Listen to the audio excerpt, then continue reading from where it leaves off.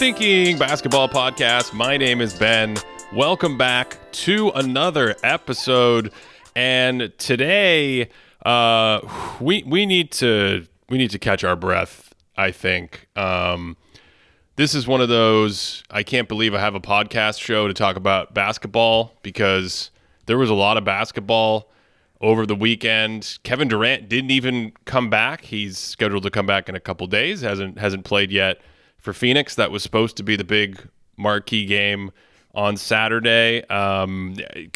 Cody, your Milwaukee Bucks have the quietest 14-game winning streak in the history of every sport. There's never been a sport where a team has had a 14-game winning streak, and I haven't heard many people, if anyone, talk about it. It doesn't seem to be a thing. I myself don't know if it's a thing. It's a very strange winning streak. Usually when you get a 14-game winning streak, it's like we are taking names and things are happening. And the Bucks kind of just you notice like, oh, they won by 3 points against a shorthanded Phoenix team. They do this every night. That wasn't even the most exciting game of the weekend. What are people talking about right now? Because you said no one's talking about it. Is there anything else that people are like constantly talking about? Because I don't even know what the chatter is about. It still feels like people are busy complaining about All-Star Weekend instead of talking about something else in the league. Like, no, we've moved past that. Now, if you I don't think we have. Well, what I've learned this week is if you are able to block a shot late in a game against another good player, you are the MVP. Or if you have a good game against that player, that is just going to be the top line of your resume when the MVP votes. Oh, that's a slam dunk. That's actually, it's a logical axiom of the universe that if you outplay another player in a game, you're the MVP. Absolutely. Yeah. I think that's what people are talking about. I think so. Yeah, actually, it does feel like the MVP chatter has fired back up again. But then, man, this weekend, Ben, there were how many games were like legitimately really like there were some the Scorcher, the 170 to 1,000. No, what happened to that game? 176 to 175. That's absurd. Yeah. Do you want to talk about Clippers Kings at all? I do. We're going to get to that in a second. I do want to talk about it quite a bit. I've been making a video on that game for 4 days in a row. I think I could make a documentary about that game. That was one of the most amazing regular season games ever. We'll get to that in a second. Another big game over the week. I think we just got national TV games now that the football season is. We got Sunday night ESPN games. I don't know. We just have a potpourri of beautiful basketball games all the time. The Lakers, they went into Dallas. Cody, can I say that Jared Vanderbilt led Lakers? Am I allowed to say that? Listen, Ben. Damian Lillard dropped 71 last night. The only player I want to talk about today is Jared Vanderbilt. The performance, and listen, I know everyone's going to be like, he's been doing this all year with Utah, now you're going to talk. No, listen, we were singing his praises when he played for Minnesota last year, but the performance yesterday, he had this steal, Ben. I think I sent it to you. There was like a handoff action. He leaps in between them, steals it, and then saves it over his shoulder like he's Larry Bird. Full court save for a layup. It's honestly GOAT level stuff right there. Jared Vanderbilt he's just the greatest, Ben. Damian Lillard scored 71 points in 22 minutes. Is that right? Something like that. How many minutes did he? I think he played 38 minutes or something. Yeah, it was not 40. He did not hit 40 minutes. Yeah. Now at the same, so on one hand you have this incredible performance of points per minute. On the other hand, it's against the Houston Rockets. So if you prorate that, if you go to your local currency exchange booth, they will knock that down from 71 points back down to a smaller number. It is not a 1-to-1 value when you play Houston. I haven't even been able to catch up on that game. There's so many things happening, but it does feel like Cody, and this will get us into the incredible Clippers-Kings game at some point. Feels like defenses need help, man. This is just ridiculous. Do you think, when you say that, do you sort of mean it in the same way when we were talking about the sub-all-stars, when you're scaling back a little bit the value that you're giving to drop bigs? Is that sort of tied into what you mean here? Well, what do you mean specifically with because the court is so stretched and there's so much skill in the game now? Yeah, one of our conversations during the Sub All-Star episode was that the value that you usually gave to the Brook Lopez's or the Jarrett Allens of the world, maybe the Rudy Gobert's, these kingpin rim protectors, that you don't maybe see them, you don't value them quite as much as you have in past seasons. Do you think that's part of what's going into what you're saying about defense? Well, I mean, I don't know how you stop the offenses. That's what I mean. I don't know how you stop them. And I think a lot of things have happened over the years.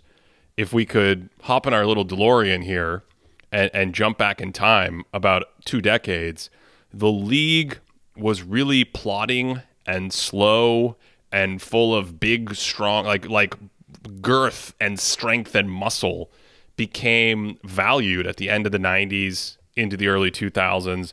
The game was very physical. We talked about this when we did our really fun conference finals MVP series last summer, and we got to those Pistons, like the Pistons Pacers 2004 Eastern Conference Final, all the physicality they allowed away from the ball.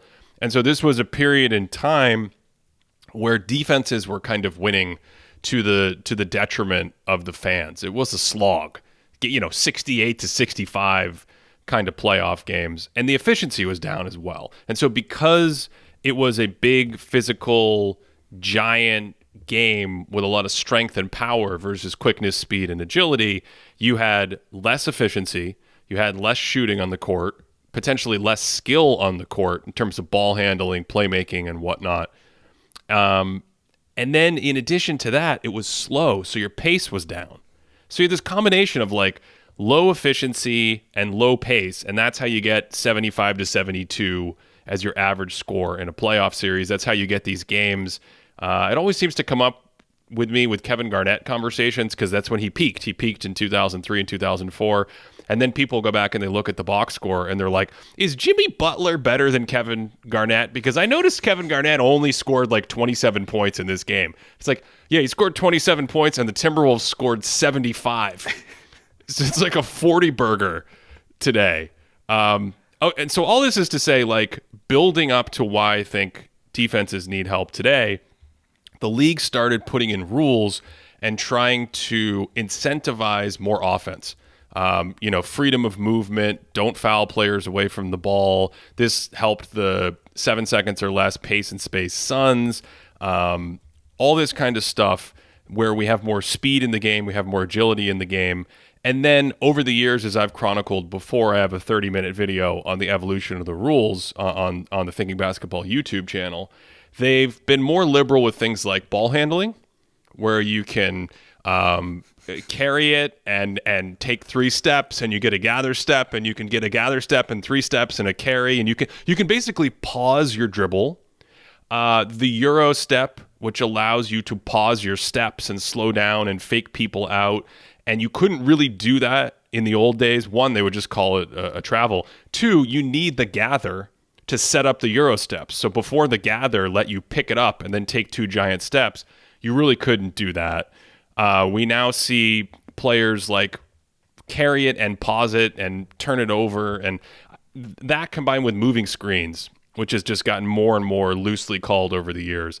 I think something in there has gone, as I said, 20 years ago, it might have made sense to try to help the offenses more. But now what's happened is all the strategy and all the skill and all the analytics and all the X's and O's and tactical brilliant, it's all caught up. It's all caught up, and we still have these old rules. And so that's where in my head I'm like, they got to help the defense at some point. Or, I mean, I don't know. Do you think it's good to have a 176 to 170? That game aside, do you think it's good to have these kinds of scoring explosions? Do you worry about the sanctity of the old numbers and all this kind of stuff? Like, what are your thoughts before we prescribe something? Do you think there's actually an ailment here? Man, that's a really big question. My first thought is there seemed to be a period of time, like after that area, after like the Pacers and Nets Pistons had their 65-point playoff battles in the 2004-2003 era. Go back and watch some of them. They're honestly just, it's shocking to see them nowadays. But then it seemed like we sort of nestled into this comfy little offensive rating between like 105 to 108 for like a decade. Forever. Right? No. Yeah. For more than a decade. That's the incredible thing, just to interject here, that stabilized from like the very early 80s to 2017. It was like almost 4 decades of this very, very precise band of efficiency. It went down a little in that period that I've dubbed the dead ball period, late 90s, early 2000s. And that was part of the impetus for these rule changes to say, wait, we need to help the offense. In addition to being slow, the offensive rating is like 102. This is ugly. It doesn't feel right. Get this puppy back to 108. How we're so finely tuned cognitively to that number, I don't know. But we somehow were there for like 4 straight decades, which is magical. So keep going. I think that's the weird thing is when you go back, say it's like 2017, 2016, and you pull some numbers, you're like, oh, wait a second, this is the exact same league-wide offensive ratings you would see in like 2006. It's really jarring to see that. And so, I don't know. That's when I personally really got into basketball. So of course I'm going to be biased in that way, but I'm like, maybe that's a better place to be. But I mean, night to night, I'm still enjoying watching basketball. You know, would I prefer for like a defensive player to maybe be able to have more of an impact? Maybe have a guy that could be an MVP caliber player based mostly off their defense. I think that would be pretty cool. But I don't know.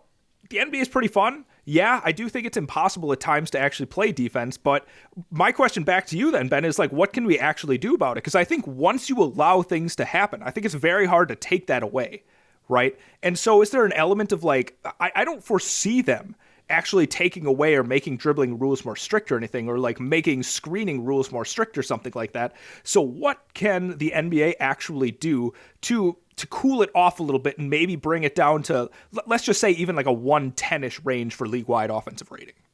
Well, before I answer that, I think where my mind has been on this issue, you know, Mitchell's got 71 points. Now, he did it in this crazy fashion against the Knicks, mostly coming in the second half.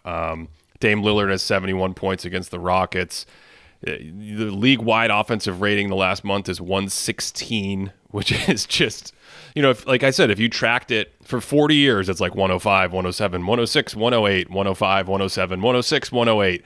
And then all of a sudden, the last couple seasons, this has all happened in the last few seasons. We've gone 110, 112, 113. The league-wide offensive efficiency for the entire year, forget last month, is 115. So we are at the place where just about 5 years ago, you were talking about the best offenses ever. And now you're talking about an average offense.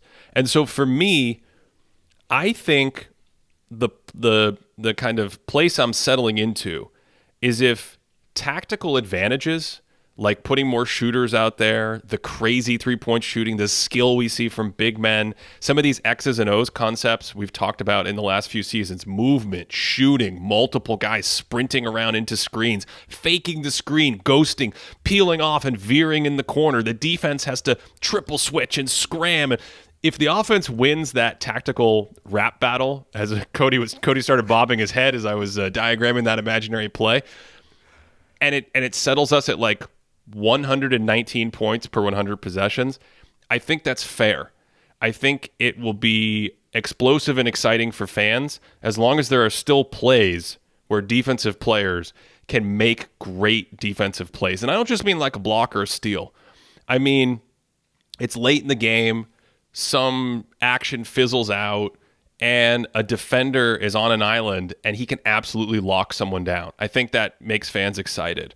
Or it's a high-level game. You're playing a team like the Celtics. They have multiple big bodies and rim protectors on the paint. And you are a team that tries to get in the paint and drive, and they swallow you with their size. They come over. They're vertical. They're legal. There's contact, but it allows the defenders to guard their space. I think fans would be excited about that, even if the final score was like 136 to 125. That's kind of where my head is at.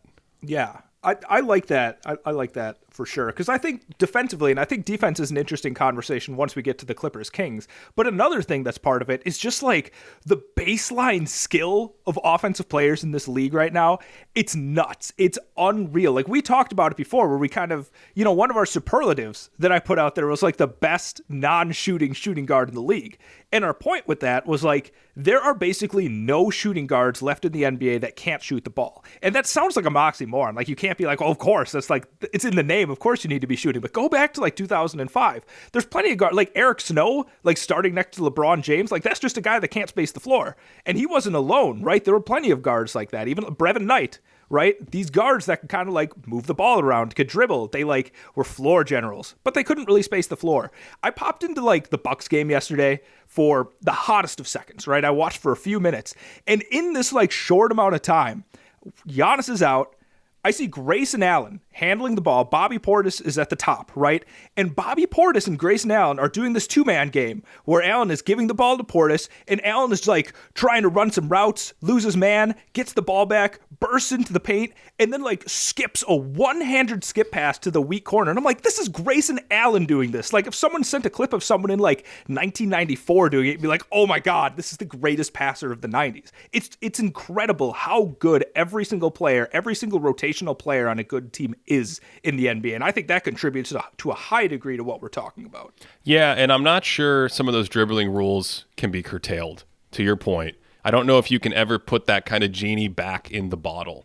And I also, not just making this latest video I'm making, but doing all the historical work I've done with tape assessment, I'm not sure fans have fully, or broadcasters or anyone has like fully internalized how much the dribbling rules let you do the stuff you just described.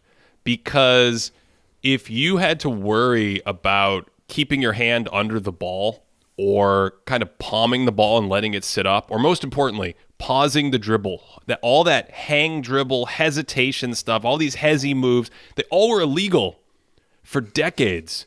So that skip pass that you're talking about, that now the backup point guard of the Milwaukee Bucks has, like throw it into the corner, that from a skill perspective and even from a strategy perspective might not really be an option for most players in the league if they didn't expand those dribbling rules. Now that they're out of the box, it's pretty beautiful and it's pretty exciting. And I don't know if it's something that is in the interest of anyone to put back in the box. So maybe to answer your question, the things I'm really thinking about are, let's not let the dribbling rules go further. Like let's stop it with the ridiculous 3 and 4 and 5 step plays. This is absurd.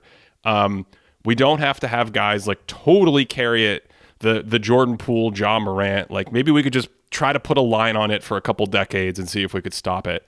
But that's only a small part of it for me. I think the league, without sort of offending anyone's sensibilities, could be a little crisper on defining moving screens and, well, maybe calling moving screens, because I actually think they've tried to be more clinical with the definition in the rule book. But I think calling moving screens. And then the last thing that I personally really want to see, and I don't want to speak for a lot of fans here because this is definitely me coming up in an era where more physicality was allowed. But from my eye, Cody, the one that's always killed me is they let the offensive players initiate more and more contact as the 2000s and 2010s rolled around.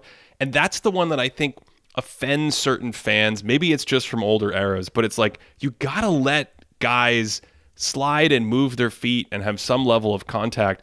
And I think that's the one they could help provide a little bit more equilibrium, where it's like, if you're incredibly skilled, if you're an absurd shooter, if your tactics and X's and O's are beautiful game and unstoppable and Golden State, Sacramento, and flying around, great. Get 120 offensive rating, I tip my cap to you. But when it's like, clear out, I'm not going to say anyone's name that has a really, really long name that many people butcher. But if it's like, clear out, everyone go stand in the corner, create as much space as possible, and then I'm going to run over you like I am, Walter Payton or something, Jerome Bettis. I don't know any current American football players. Sorry. Basically, I'm going to truck you. And then the onus is going to be on the official to call that. And it's called like a defensive foul, like 60% of the time, 70% of the time. I don't know. We have a pretty big inventory internally on the Thinking Basketball team of sharing these plays. It would be interesting to see how many have been called offense and defense. I think that's the one that it's like, we can help the defense return to some normalcy on that style of play. The Euro step for the offensive player is akin to the star in Mario Kart. It's a cheat code. as soon as you get it, you're just invincible. Like there are so many players where it's like the contact is initiated by the Euro stepper's elbow, and it's called a defensive foul. Defensive or their foul. head. Yeah, they like headbutt the person. Defensive foul. Like every time. We might have to get Monty McCutcheon on the show to discuss this one point, which between him and me could be like 45 minutes.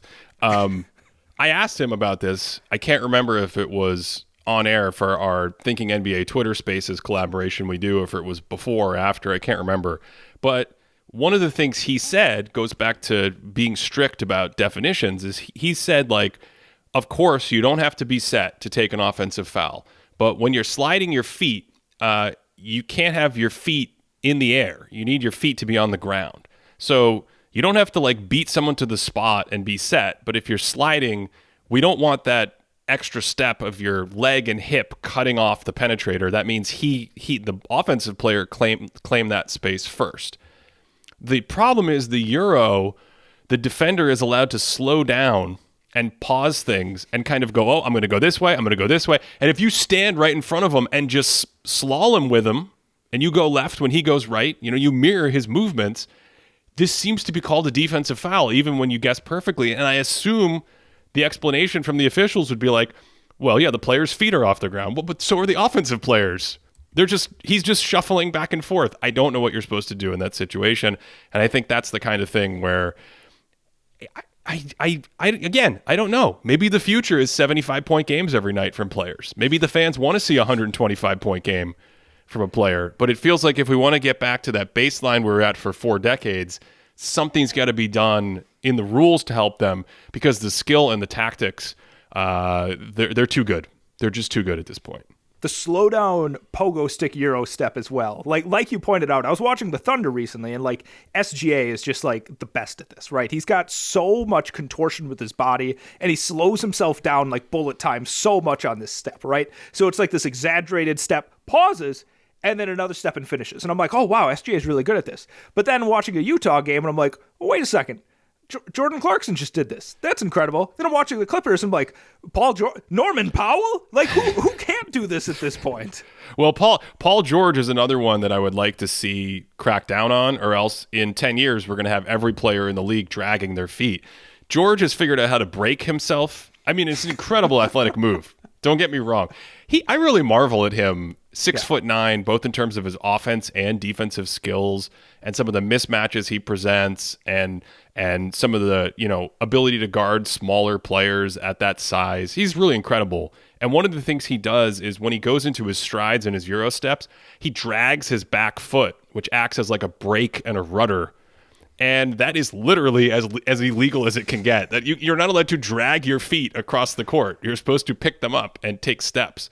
So this is what I mean. I just think they need to crack down in certain areas, because I'm actually not sure if we're done, Cody, with the offensive explosion, because the strategy from coaches, these teams with multiple coaching staffs, multiple analytics people, multiple film people studying this stuff, with the internet and the way we're all connected, like, hey, who's the best Australian coach? What's he running? Who's the best NCAA coach? What's he running? Who's the best European coach? Who's the best Israeli coach?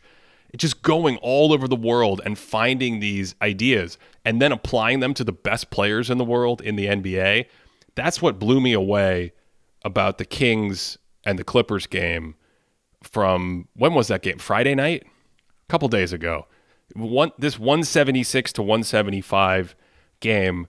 And Cody, each team in that game scored more than 3 points per minute.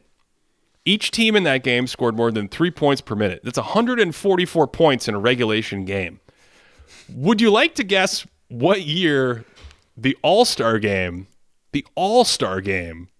accomplished that feat? What year was the first time the All-Star game saw both teams score 3 points per minute? Wow. The assumption there is that the All-Star game hasn't always done this. Oh, wow. I'm going to say, you got the high-powered, high-octane guys in the 80s. Can I say, like, 87. Can I guess 87? That would have been my guess, sometime in the 80s. And the correct answer is 2014. That's how high scoring the Clippers and the Kings were the other night. They scored at a higher pace per minute than every All-Star game played until 2014. What? Yes. And I would say if I had to categorize the game, if you said, like, give me the elevator pitch, we're going up 10 floors, you have 30 seconds, and I need to know about these teams. The Clippers shot the leather off the ball. They made 26 threes. That's the fourth highest total in a game in NBA history. The Kings, on the other hand, the Kings destroyed the Clippers with their X's and O's. Like, I think if you gave each team the same X's and O's, with the Clippers, the way they shot it, they would have won by 30. On the flip side, if you just had them play straight up and you had normal shooting, I think the Kings' X's and O's were so good that they would have won by 20. Like all of their, we've done content on them. We've looked at how their offense combines components of all the trends in the league in the last few years. And one of the reasons I've been making this video for like 4 days is I have to keep cutting out. I'm like, this play by the Kings this is like a 2-minute description of what's happening. There's like a guy in the corner and he orders an ice cream sundae as a distraction. And then he throws the ball back 60 feet to the other side of the court, but that's designed. And then they all sprint over like it's some sort of fake punt. And there's another football. Cody doesn't know anything about football. So when I say punt, he's wondering if I'm talking about sheep or something like that, herding. But no, really, like the X's and O's in that game for a couple hundred possessions were just devastating. They were absolutely devastating. And there's two big things that jump out to me of where we are today versus even where we were 5 years ago. One, the shot quality on every possession is off the charts. If you go watch a game from 1995 or 2005, you get some layups, you get some open threes, you get some decent jumpers, and then you get a ton of contested jumpers. Oh, I'm going to give it to my best player, and he's going to take a contested jumper, and that's what a good player does. He takes a contested jumper. And if I can't get a contested jumper for Michael Jordan, I will get an 18-foot jumper for Luke Longley, and I will feel very good about it because Luke Longley needs his touches in the game. And today, Cody, this Kings-Clippers game, back and forth, back and forth, back and forth, every possession. Wide open three, layup. Wide open three, layup. And then you watch the tape, and you're like, well, it must be horrendous defense. And you're like, no. Sometimes there's bad defense. Sometimes there's mismatches. But what's happening leads me to my second big thing. Offenses destroy the smallest mistakes that defenses make. And I just don't think we're ever going backwards at this point strategically.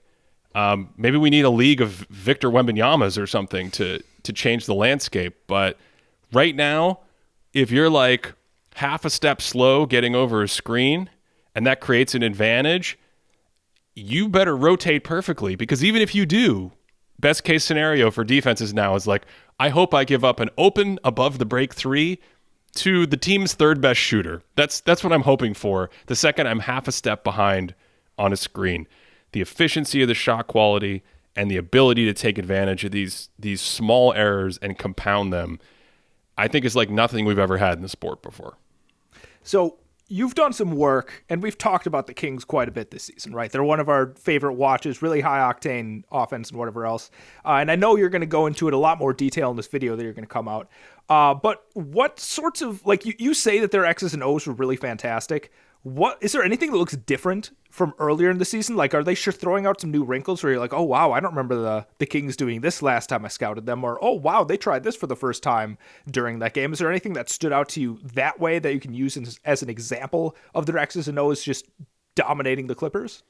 No, I think it's the same thing. I think one thing that fits into this subtle category is the way they use pace, right? So the Clippers score or the Clippers miss, it doesn't matter. And if the Clippers turn it over, forget it. That was like a huge difference in the game. The Clippers actually had the highest true shooting percentage of any team in a loss in NBA history. Now, Cody, I'm going to blow your mind again. Everyone listening at home can play along. What do you think the Clippers' true shooting percentage as a team was in this game? League-wide true shooting percentage is about 57% or so this season. The Clippers, the whole team, what was their true shooting percentage in this game? All right. So it has to be a high number, right? It's a high number because it's the highest ever in a loss. Let's say like 72% true shooting. I think that's a great guess. The first person I asked this said 68%. The correct answer is the Clippers' true shooting in this game was 77%. Oh my God. No team has ever shot that well and lost because they turned it over a lot. 20% relative true shooting. Yes, as a team. Yes.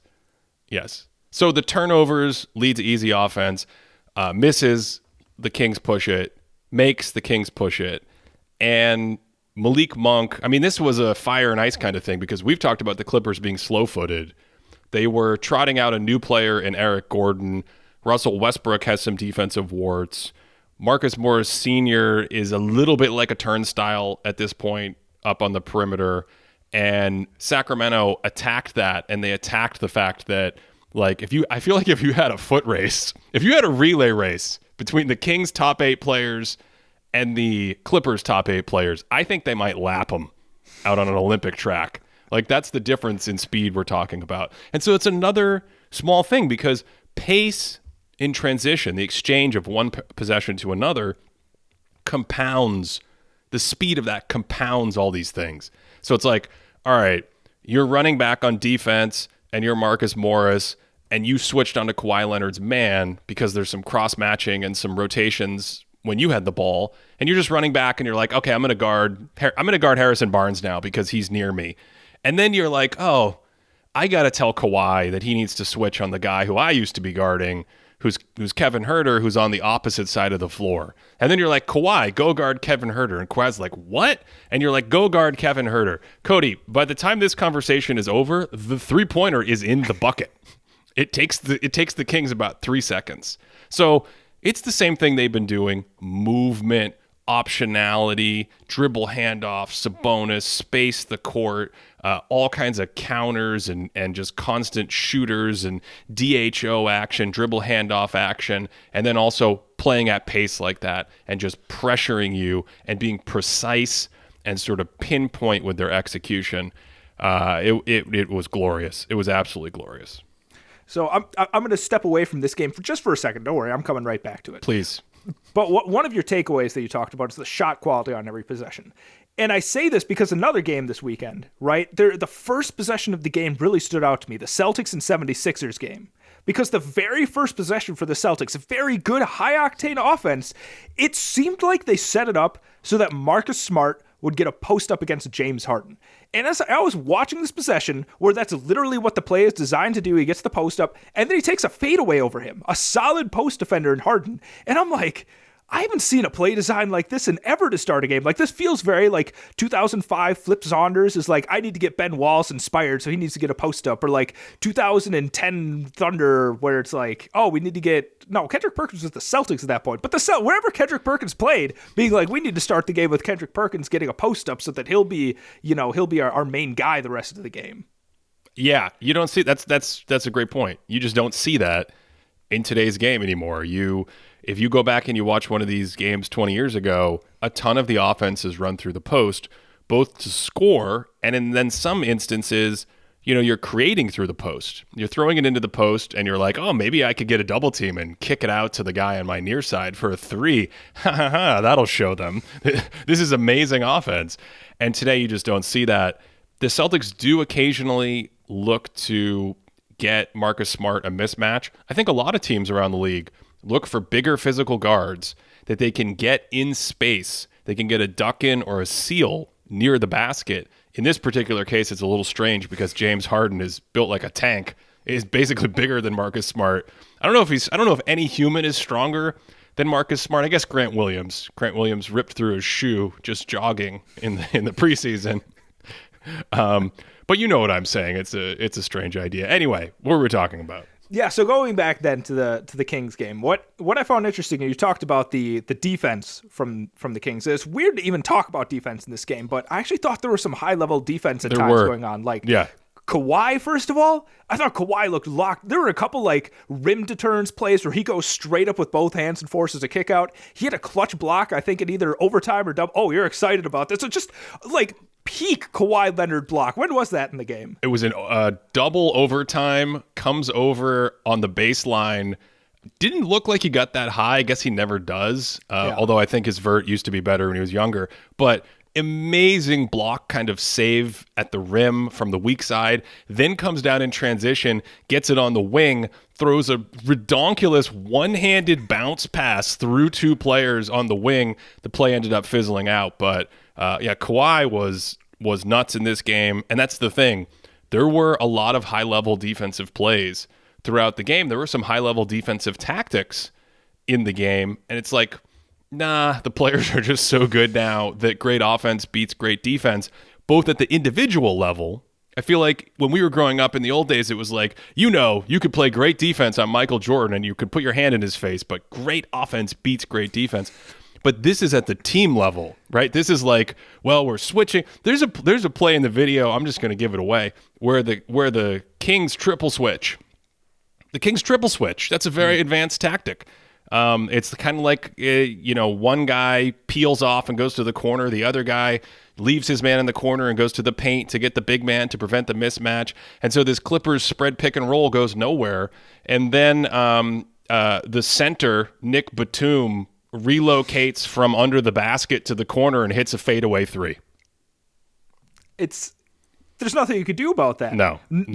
Kawhi Leonard at one point in the second half, somewhere in the fourth quarter, was shooting 9 for 9 from the field, just unconscious. Before this, in the last month prior to that game, he was shooting 49% on his three-point attempts. 49% in the last month. Kawhi is, I don't know what things I said about Kawhi in past episodes, but I'm pretty close to taking every single one of them back just because of this one game. But going to the Kings side. Wait. On Kawhi, I want to stick on Kawhi for a second. Okay. Don't forget your Kings thing. Write it down. Put a pin in it. I got it written down. Okay.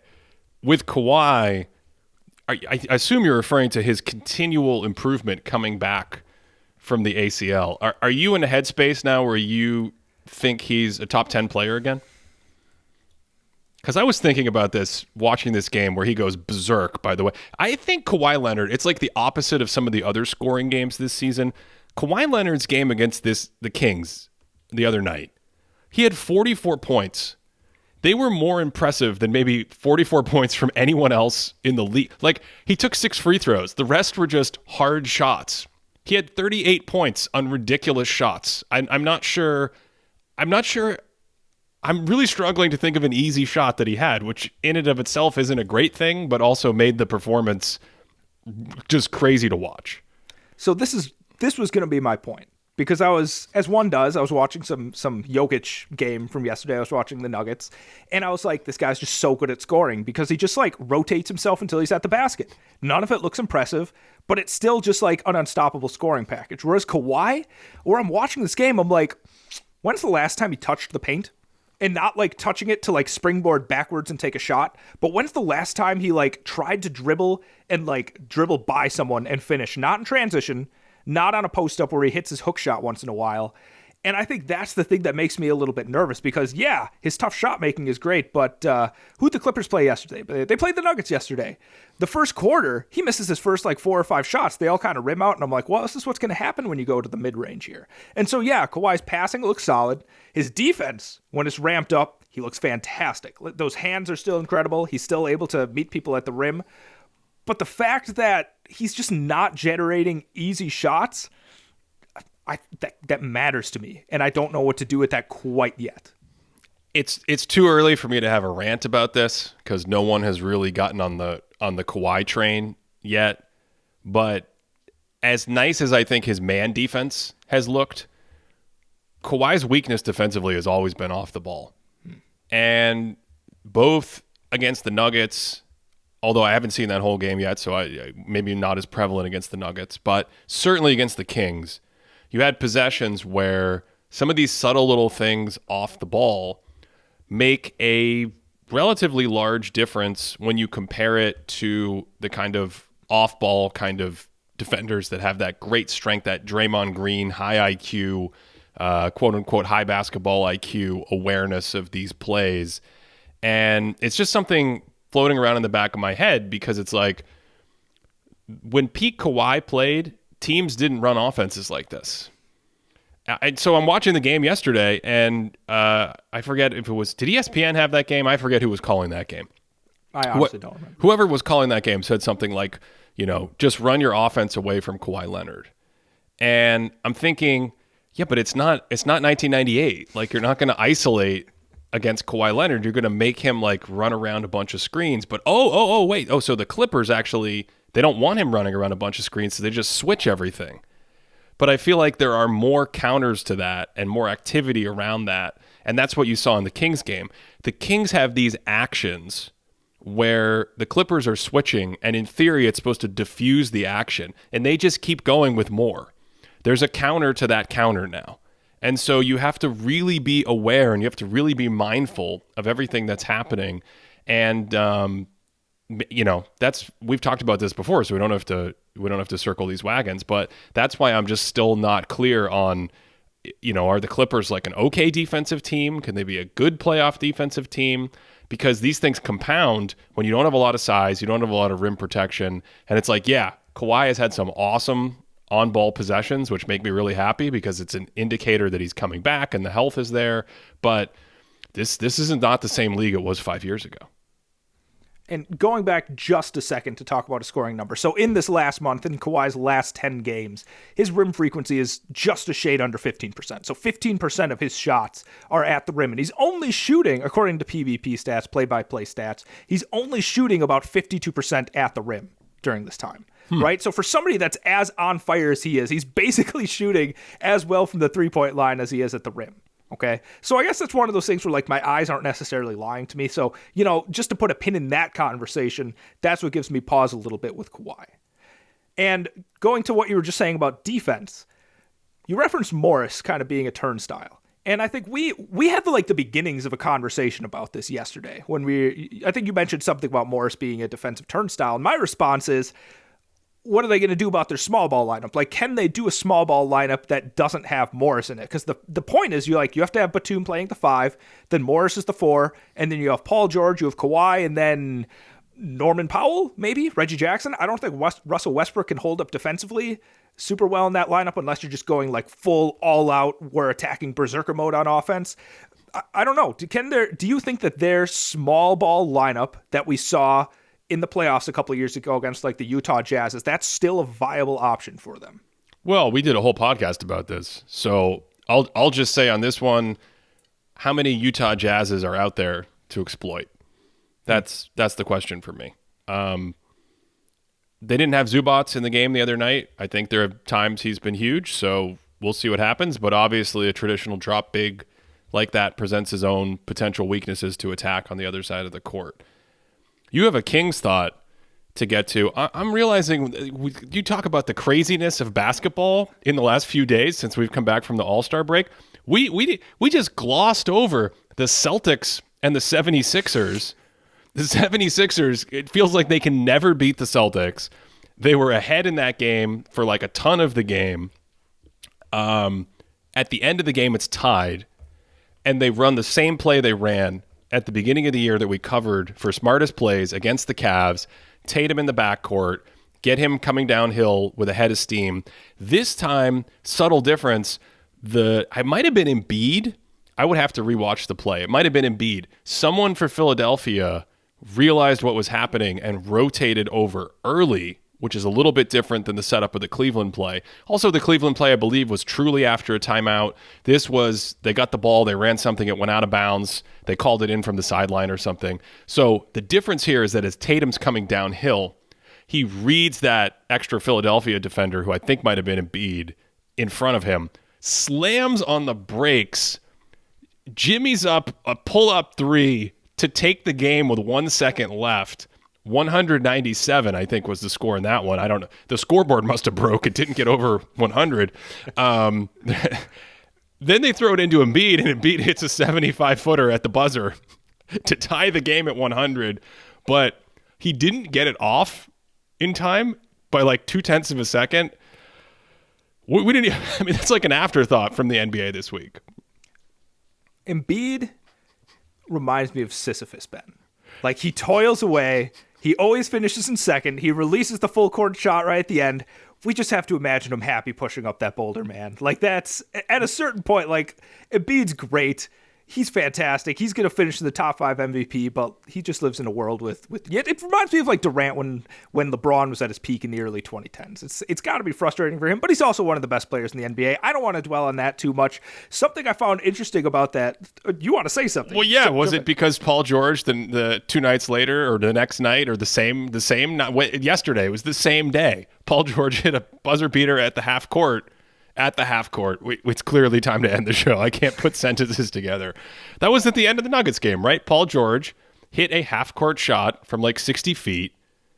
You've already forgotten this. I didn't watch the whole game. At the end of the game. At the end of the game was tied. The Nuggets had, for them, what was a terrible clutch set. At the end of clutch games, the Nuggets usually torture you. The Nuggets win all their close games. We knew that was going to happen.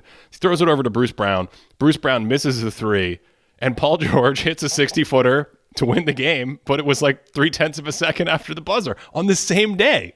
Ben, I didn't know this happened. Yeah. This is news to me. That's incredible. Cody, this is why you listen to this show. This is why I tune in every week. I learn something about the games that I'm talking about. Now, something like schematically, like, because we're talking about the high levels of offense. What I found really interesting about the Boston-Philadelphia game is that Boston seemed to find an action that bamboozled the Sixers, and they went back to it quite a bit. Like, Boston loves to run like these 3-man actions that can kind of flow in and out of a bunch of different sorts of things. And one of these things that they did to torture Embiid quite a bit is what's called a Spain pick and roll, right? Like, you have the screener come up, and then you have a third person show up, and they screen the screener's man, right? Ben, I don't know how many times I flagged this during this game, where Derek White or Malcolm Brogdon or Jason Tatum is then able to dribble into space while the Sixers are just like throwing their hands up like, someone cover someone, get into space, do something. And then they slither it in for a layup or a foul or something like that. And when I'm watching this, I'm like, Embiid is a fantastic defender, and they're just going at him with this one play over and over. And it ties back, and it wasn't as high scoring as the Kings-Clippers game, but it's still one of those things that's like, man, how good of a defender do you need to be to anchor a defense in this league right now? Yeah, no, you can't do it by yourself. I mean, defense has always been a team thing, but you can't do it by yourself. Defense, I think I did an episode a couple of years ago, which was a really fun one to revisit. A lot of research went into that on defenses without great shot blockers and like how good can they be. And the big takeaway is, and I think it applies here, Cody, your coach and your system and your buy-in from your teammates is going to be more valuable than your best defender every time.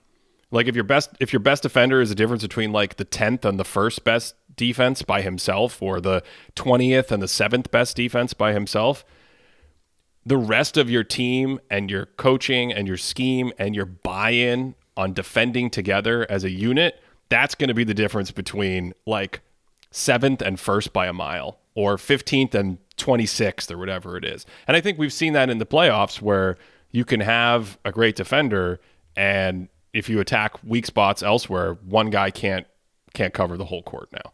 You had one more Kings thought, I think, and then we got to get out of here. I'm just gonna boil it down. This whole time I was like, man, how am I gonna slip this back in? I was gonna boil it down to one thing: Keegan Murray. I thought he was fantastic. And you talked about like the defensive plays that they were playing at the end. I think it was in the last like 3 minutes, maybe the last 2.5 minutes. The Kings had 2 straight pick sixes. One of them, I think, was De'Aaron Fox. Maybe he picked someone's pocket and brought it down for a layup. But then Keegan Murray jumps the passing lane and gets it. And for a rookie, man, Keegan Murray playing big minutes like that, getting big defensive plays, man, I love that guy. This is why I value the sort of hurricane level defender. This is why I'm on Thibel's corner when it comes to this, because if you can steal out the most efficient shot while also ending the other team's chance to score, that's just wildly valuable to your team. And Keegan Murray was awesome. We're going to get in so much trouble for making it through this whole podcast and not talking about Malik Monk and De'Aaron Fox. Malik Monk was a machine. Malik Monk tortured Eric Gordon into oblivion in that game. And he's cold-blooded, absolutely cold-blooded. He's a guy who can take big shots, make big shots. I think that will come back around in a playoff series. At one point in one game, you could have a Malik Monk moment like that. De'Aaron Fox has had like how many straight 9 straight 30-point games? He's on a heater. He hit some big clutch jumpers in this game. Those two guys have been a lot of fun. And it's going to be really interesting to see the Kings in a playoff series. We know it's going to be super fun. At 2, we know the environment in Sacramento is going to be spectacular. I'm not going to miss any of those games. But 3, everything we've talked about, if Fox is playing like this, I'm going to have to go back and revisit my De'Aaron Fox because he's playing like an all-star to me. Like, there's no conversation. He's been fantastic. And if you've got him, you've got Monk, you've got Sabonis. Sabonis had 5 fouls in this game early in the third quarter. This was an all-time game. This was an absolute all-time game. Yeah, it's going to be really fun to see what happens with Sacramento come playoff time. I sort of have to rethink Sacramento because they were, when we were doing our, like, I don't even remember when, we were trying to power rank the best teams in the NBA or whatever else, and we kind of left the Kings as an afterthought, but they just, like, I kind of thought their offense would fizzle out at some point, Ben. I really did. I wasn't quite as much of a believer as guys like you and Mike were on the Kings train from the beginning. I was quietly a little bit more skeptical, but they just keep trucking out these months with 120 offensive rating, 122 offensive rating, and that is going to be a scary team to play in the playoffs. If you want to support this show, check out patreon.com/thinkingbasketball. That is the best way to support this podcast. We also have our daily stats leaderboard. We just had a really cool, fun update on team stats. We get a bunch of team stats. We talked about last month's statistics. We have stats against the best teams in the league, the worst teams in the league, so you can see who the bottom feeders are. I'm not saying the Clippers are the premier example of that. They may be. Patreon.com/thinkingbasketball. Hope you enjoyed this one. Hope you enjoyed just a ridiculous weekend of basketball as we head into the stretch run after the All-Star break. Kevin Durant's making his debut this week, so we have a lot more to talk about later in the week. That'll be a lot of fun. As always, thanks for listening all the way through, and of course, I do hope you're having a great day.